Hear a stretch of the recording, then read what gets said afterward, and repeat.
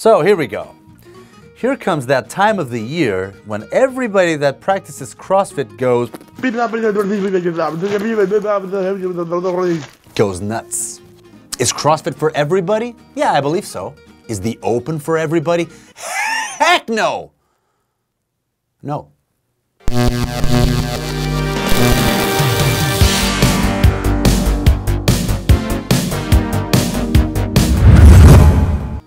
Let me say it again. I believe CrossFit is indeed for everybody. And when I started practicing CrossFit like 8 or 9 years ago, I watched the beasts on YouTube doing crazy stuff in the first few CrossFit games, and I was like, I'm gonna do that in my gym. But then again, I killed myself in the workouts, and I thought that this can't be for everybody. I mean, my grandmother couldn't practice this. However, when I first decided to go to the level 1 course in Manchester, England, in that weekend, I know the courses are really small, but they give you like a helicopter vision of what CrossFit really is, basically. I found that trainer course was so well conducted, and the people were such good communicators, and they taught so well that everything was adaptable to everybody. So I was like, no, this really has a method behind its madness. There really is a difference between the CrossFit that my grandmother or my grandfather or my father or my son, whatever, can practice compared to the athletes, which is something completely different. Now, when I say that everybody in this time of the year gets a little crazy with CrossFit, with the Open specifically, I mean, for those of you who don't know, the Open is the first part of the sport modality or the competition, the worldwide competition for the CrossFit Games. So therefore we have some elimination phases in which the Open is the first one, and the Open is open to everybody around the world. So anybody that wants can participate in the Open. And the best from the Open used to go to the regionals, and from the regionals, the best from the regionals would go to the finals of the CrossFit Games. They've changed things a little bit. That's not what I want to get into right now, but now from the Open, the best ones from each country go already to the Games, but then you have some sanctioned events in Dubai and whatnots to make sure that a few other people go to the CrossFit, to the finals. Don't worry about it. Let me just talk about the Open. Let's go backwards. And let me tell you one thing, I love to watch the CrossFit competition. I always watch the finals. I used to watch the regionals, and even the Open would get me pumped. Because if you think about it, if you want to be a professional in a sport, in a given modality, you have to start really from very early stage. You have to be you have to start from the little leagues to go, to have a progressive career until you reach your peak. I mean, you can't really start playing American football when you're 18 years old and expect to go to the NFL. You have to really start early and go to, I don't know, the little leagues, the high school. You know it better than me. However, with this Open for CrossFit, anybody from around the world can participate. So you can be someone that nobody's ever heard of, not even tried CrossFit for more than a year, but if you have fitness good enough to prove your fitness, you can participate in the Open. If you're good enough, you can go to the finals. So believe me, I think that's good, and it gives equal opportunity to everybody to participate and prove their fitness. However, CrossFit as a brand, of course, business as usual, is starting to get really aggressive in the marketing in order to get everybody, and I mean everybody, even people who work out for like 2 weeks, to go to the Open, as if it were something to pursue, like a personal glory. You're gonna be part of a community. And we even have memes like this one. This makes no sense. Or even this picture that they posted like a couple weeks ago, which is, let's call it by its name, an obese or overweight person, extremely overweight person, hanging on the bar and doing some sort of kipping motion. I know it's adapted, I know it's scaled, so it's not a pull-up, it's not a muscle-up, I know that.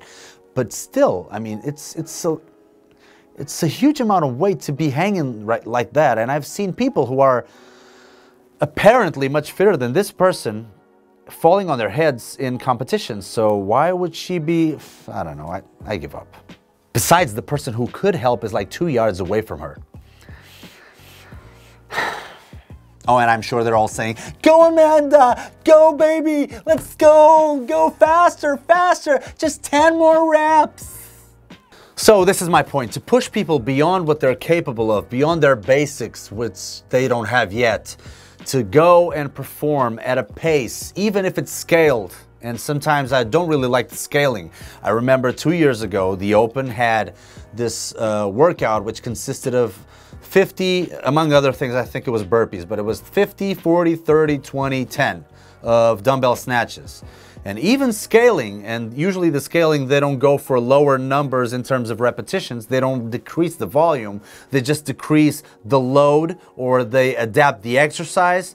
But still, 150 dumbbell snatches, even if it's just 1 pound in your hand, it's too much for a beginner, too much. So in my opinion, it's not a good idea to be preaching technique, consistency, and only then intensity, which means that you work on the foundation, then you be consistent with that technique, which means that the 30th repetition is going to be as good as the first one because you have that solid foundation, and only then will you add intensity. But then it all goes to shambles. You know why? Because it's open time! It's open time! Let's all f*** ourselves for the purpose of belonging to a community. Let me tell you something. You are part of the fitness community or the CrossFit community or whatever you want to call it the first time you step foot in your box. Once you step foot in your box and you start working out and everybody's pushing each other to succeed or to do that new workout or try that new exercise or put a little bit more load, whatever progression you make, you're part of the community. You don't have to go for an official event that has workouts that are really not suitable to you, and even the adaptations and the scalings are f***ed up. Besides, let's not forget about the patterns of the competitions versus the patterns of the everyday teaching of the classes for everybody, for what we call GPP, which is general physical preparedness.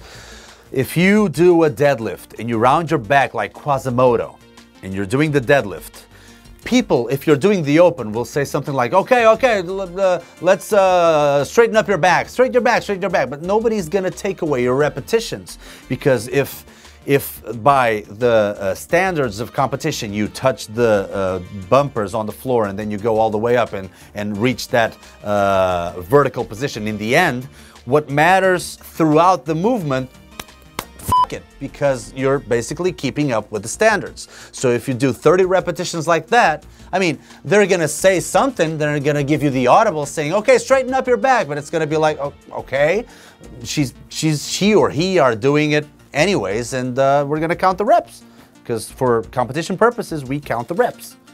This to me is the main reason why people like me, or every CrossFitter in the world, gets a lot of hate in the comment section in either YouTube, Facebook, Instagram, whatever, any social media network. And I always defend it and say, oh, it's not what you think. You have to do a class in order to understand it. You have to try it for yourself. You have to think of the methodology behind what you see in the CrossFit Games.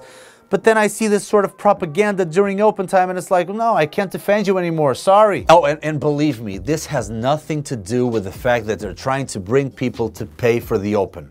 When you want to participate in an event as big as this one, the logistics behind it, you should pay for it. Just like when you go to a candy store, you want some candy, you have to pay for it. Just because you want to be an athlete, just because you think you're an athlete, doesn't mean that people should offer you stuff for free. You should always pay. So it's not about the money you pay. If you want to get in, you should pay. It's just that the beginner shouldn't be having that kind of a stimulus. Even if they go through and it's like, oh, I did my first muscle up in the Open. Yeah, you did it because you had adrenaline. That doesn't mean your technique was well fermented. Go Peter, go Amanda, go, yeah, yeah, everybody, high five, high five, high five, high five, high five, high five, high five, yeah, Peter, Amanda, yeah, Peter finished in 5.03 seconds. Remember, everything in life takes time. Listen to your coaches. If you're a coach, try not to get involved in that stuff. Try to make them grow steady, slowly, but well-defined. And make sure that, as a practitioner, make sure that the Open, the regionals, or the sanctioned events, or whatever in the finals, make sure that they inspire you to get even better than you were before. And maybe someday, if you're willing to compete, if you want to compete, if you're willing to put in the work, maybe someday you'll get there. And be Willow strong. Let me lick you up.